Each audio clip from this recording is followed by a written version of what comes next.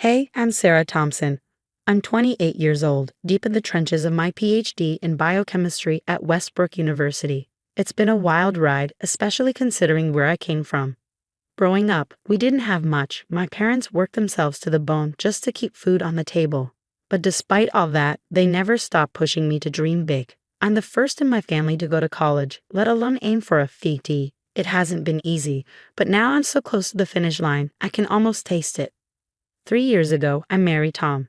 He's a software engineer, smart as a whip and usually pretty supportive.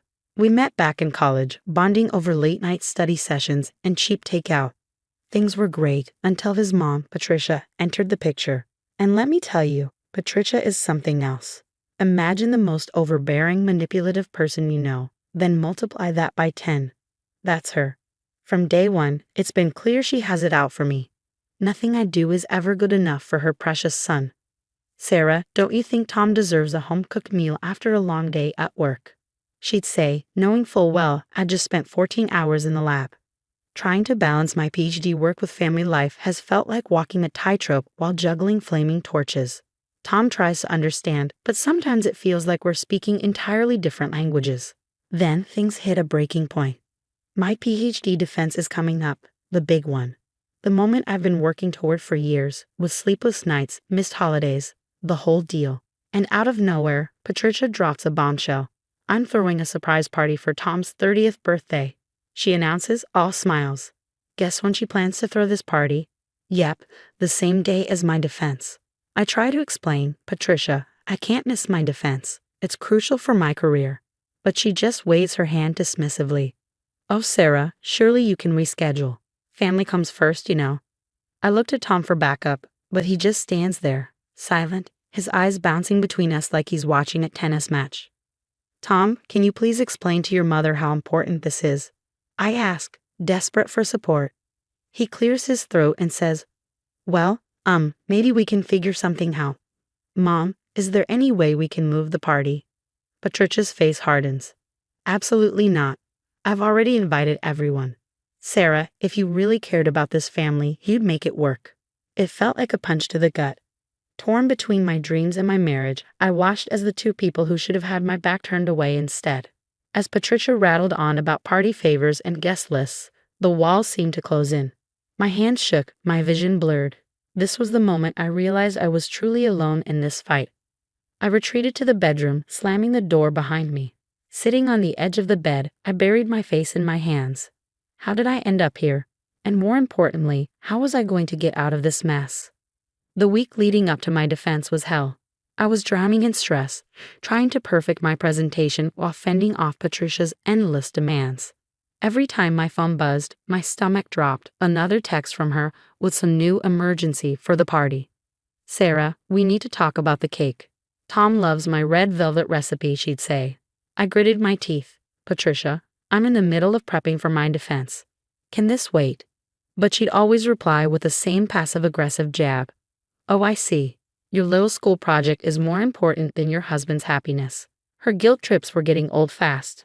I tried to focus on my work, but the constant interruptions were wearing me down.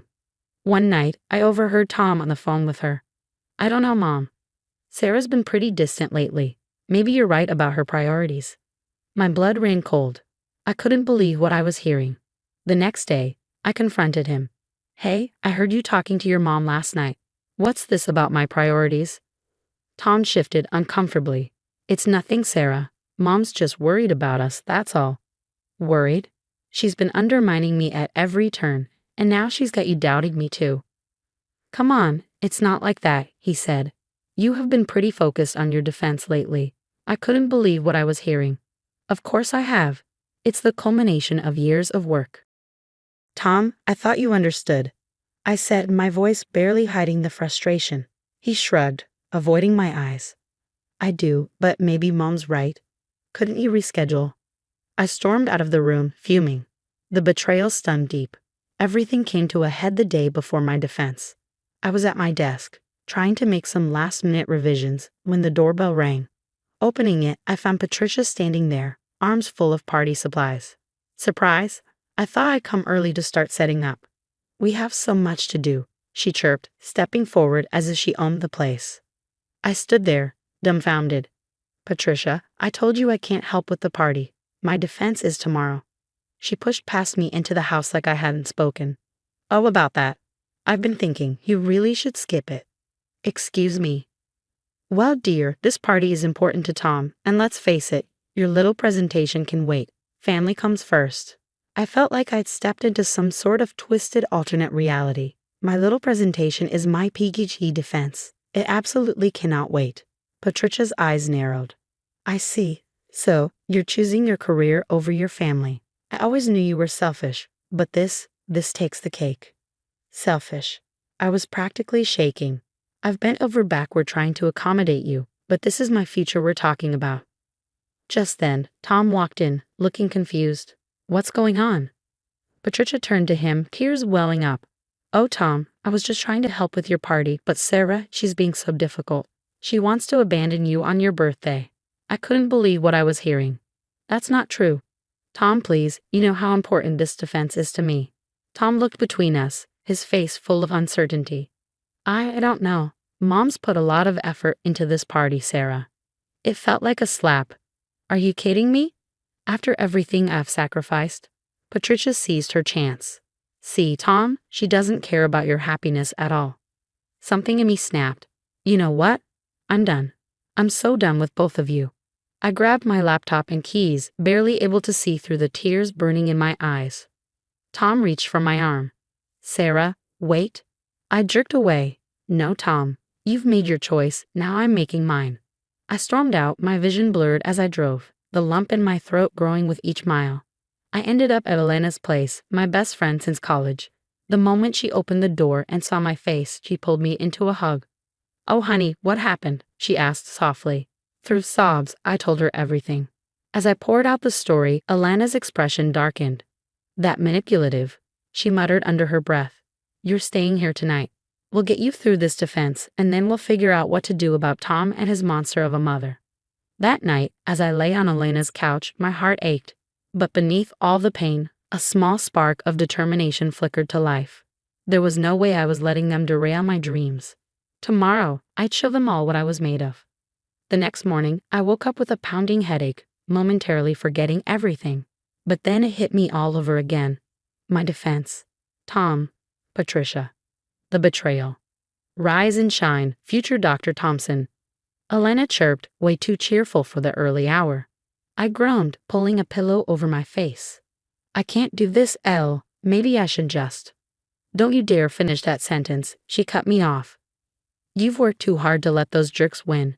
Now get up, we've got a PhD to defend. Somehow, I made it to campus, my hands trembling as I set up for my presentation. The committee filed in, and suddenly it was showtime. Good morning, I began, my voice steadier than I felt. Today, I'll be presenting my research on novel approaches to targeted drug delivery in cancer treatment. As I dove into my work, something in me shifted. The fear and doubt melted away, replaced by the passion that had fueled me for years. I fielded questions confidently, even cracking a joke that made the notoriously stern Dr. Patel smile. When it was over, the room erupted into applause. Dr. Patel stood up, beaming. Congratulations, Dr. Thompson. Your work is truly groundbreaking. I floated out of the room on cloud 9, only to crash back to reality when I saw my phone. 15 missed calls from Tom. A barrage of texts from Patricia. I ignored them all. Elena and our friend Mike took me out for celebratory drinks. As we clinked glasses, I spilled everything. I can't believe Tom sided with his mom, Mike said, shaking his head. What are you going to do? I sighed, staring down at my drink. I don't know. I love him, but I don't know if I can keep living like this. I couldn't keep living like this. Elena squeezed my hand. Whatever you decide, we've got your back. The next few weeks passed in a blur. I started therapy, trying to untangle the mess of emotions I was buried under. Tom kept calling, alternating between apologies and accusations. I let every call go to voicemail. Then came the email that changed everything. A prestigious research institute offered me a postdoc position, my dream job. But there was a catch. It was across the country. I stared at my phone, Tom's number glowing on the screen. My finger hovered over the call button. But then I remembered his silence, the way he failed to stand up for me when I needed him most. I put the phone down and opened my laptop to accept the offer. The day I was packing up my office, Tom showed up. "Sarah, please," he began, desperation in his voice. "We can work this out. I'm sorry about everything with my mom. I'll do better, I promise." I looked at him for the first time in weeks. All I saw was a man who had failed me when it mattered most. "I'm sorry, Tom, but I need to do this for me. I hope you understand." As I walked away, I felt a weight lift off my shoulders. For the first time in years, I was putting myself first, and it felt damn good. 6 months flew by in a whirlwind of research breakthroughs and self-discovery. I was thriving at my new job, making waves in the field of cancer treatment. My latest paper had just been accepted for presentation at the International Cancer Research Symposium in Geneva. I was prepping for my talk when my phone buzzed. It was Elena. "Hey, Elle, what's up?" I answered.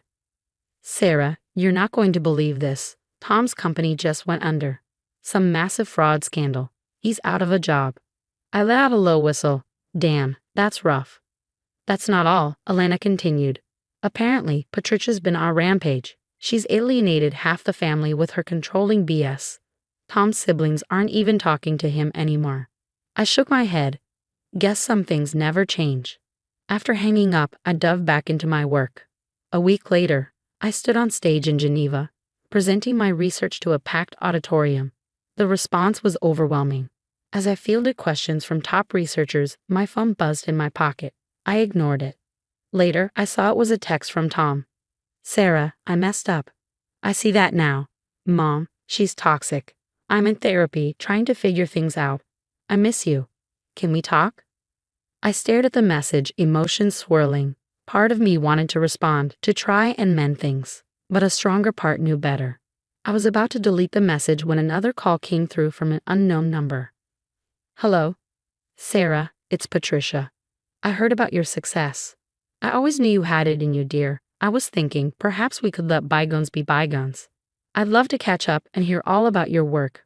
I almost laughed. "Patricia, with all due respect, no. You made your feelings about me and my work very clear. I'm not interested in reconnecting. Please don't contact me again." I hung up, feeling lighter than I had in years. The next morning, I woke up to an email from Biotech Innovations, the leading biotech company in the country. They were offering me a leadership position heading their cancer research division.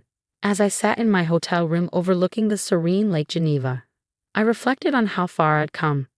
The scars were still there, reminders of the pain I'd endured, but they no longer defined me. The story of Sarah, Tom, and Patricia had come to an end. Now I got a question for you. If you were in Sarah's shoes, would you have given Tom a second chance after he sided with his manipulative mother? Or did Sarah make the right call by prioritizing her career and self-respect? Share your thoughts in the comments below. Your experiences and opinions might just help someone facing a similar situation.